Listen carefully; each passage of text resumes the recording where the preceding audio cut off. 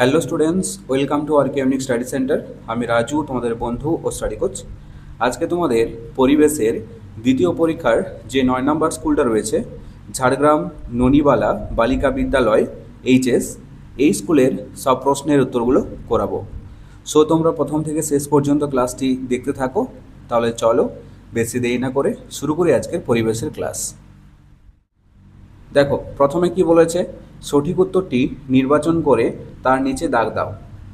একটা দেখো, ধাপ চাষ হয় পাহাড়ি অঞ্চলে, সমভূমি অঞ্চলে নাকি সুন্দরবন অঞ্চলে। তাহলে এর সঠিক উত্তর হবে অপশন ক, পাহাড়ি অঞ্চলে। দুইটা দেখো, ভারতের স্বাধীনতা দিবস পালন হয় 15ই আগস্ট, 14ই আগস্ট নাকি 25শে জানুয়ারি। আমরা সকলেই বিদ্যালয়ে পালন করি, তাই না? কত কত তারিখে? এটা হবে 15ই আগস্ট। তিনেরটা দেখো, গাছ আমাদের কার্বন ডাইঅক্সাইড, অক্সিজেন নাকি নাইট্রোজেন দেয়। এটা হবে অপশন খ, অক্সিজেন দেয়। চারটা দেখো, টেরাকোটার কাজ হয় দীঘায়, বিষ্ণুপুরে নাকি পুরুলিয়ায়। তাহলে এর সঠিক উত্তর হবে অপশন খ, বিষ্ণুপুরে। পাঁচের দেখো, আচার্য প্রফুল্লচন্দ্র ছিলেন একজন, এটা হবে বিজ্ঞানী।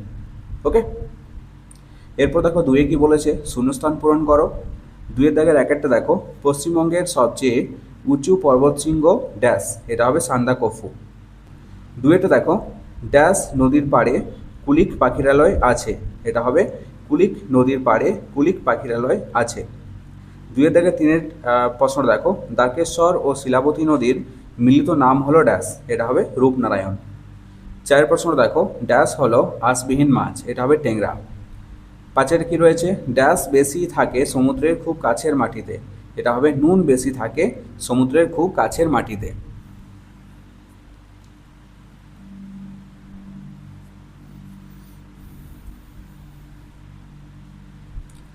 এরপর দেখো তিনে কি বলেছে, বাম স্তম্ভ ও ডান স্তম্ভের মিল করে লেখো। বাম স্তম্ভে কি রয়েছে, প্রথমে দেখো ধান কাটা ও ঝাড়ার আধুনিক যন্ত্র, এটা হবে হারভেস্টার, তাহলে মিলিয়ে দাও। দুই আছে, দীঘায় ঝিনুক দিয়ে কি হবে, এটা কয় অর্থাৎ মূর্তি গড়ে, তাই না? মূর্তি গড়ে, তাহলে কয়ের সাথে মিলিয়ে দাও। এরপর আছে তিনে দেখো, জমি চষার যন্ত্র, এটা হবে পাওয়ার টিলার, মিলিয়ে দাও। চারে আছে দেখো, পেঁপের মতো দেখতে, এটা হবে স্কোয়াশ, পেঁপের মতো খেতে, এটা হবে স্কোয়াশ। তারপর আছে পাঁচে দেখো, মাছ ধরার যন্ত্র, সরি, পাঁচে আছে দেখো, মাছ ধরার জন্য, এটা হবে ঘুনি, ঘুনি ব্যবহার করা হয়, তাই না? এরপর আছে চারে দেখো কি বলেছে, নিচের প্রশ্নগুলির উত্তর দাও। একের প্রশ্নের কি রয়েছে, ডিভিসি এর পুরো নাম লেখো। তাহলে ডিভিসি এর পুরো নাম হলো দামোদর ভ্যালি কর্পোরেশন। বন থেকে আমরা কি কি পাই, কি কি পাই? ফুল, ফল, মধু, জ্বালানি ইত্যাদি, তাই না? এরপর আছে দেখো তিনে কি রয়েছে, বাঁকুড়া ও পুরুলিয়ার মাটি লালচে কেন?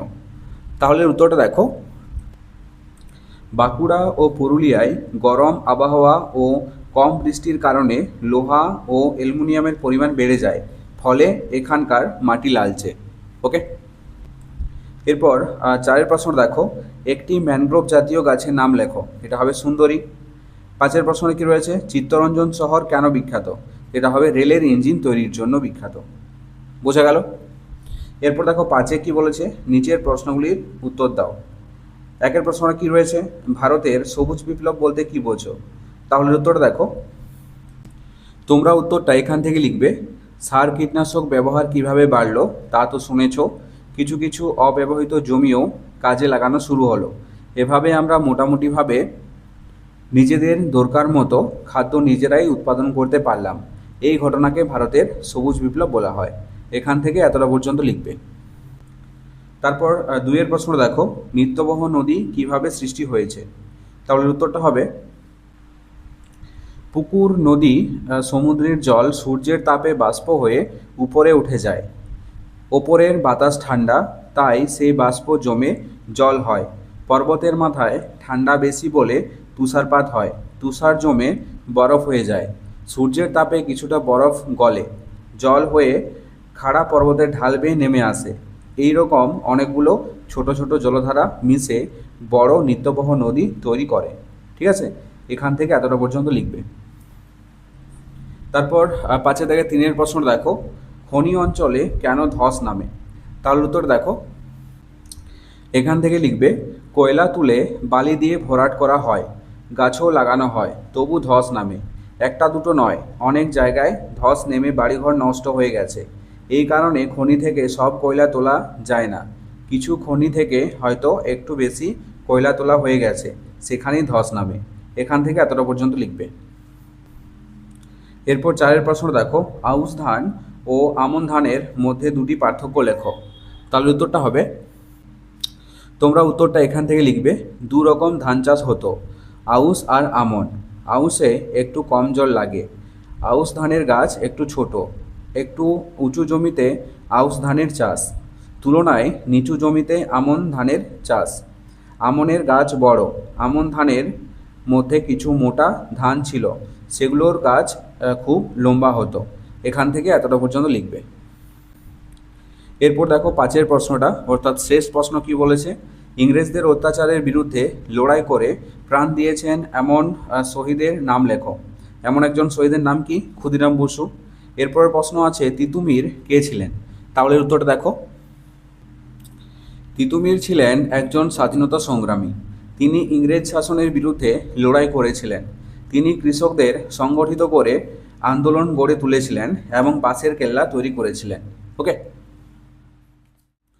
সো এই ছিল আজকের ক্লাসটি কেমন লাগলো অবশ্যই কমেন্ট করে জানাও, আর যদি ভালো লেগে থাকে তাহলে অবশ্যই একটি লাইক করে দিও। আর ছোট্ট বন্ধুরা, তোমরা যদি আমার চ্যানেলে নতুন হয়ে থাকো তাহলে অবশ্যই সাবস্ক্রাইব করে পাশে থাকা বেল আইকনটিতে প্রেস করে রাখো।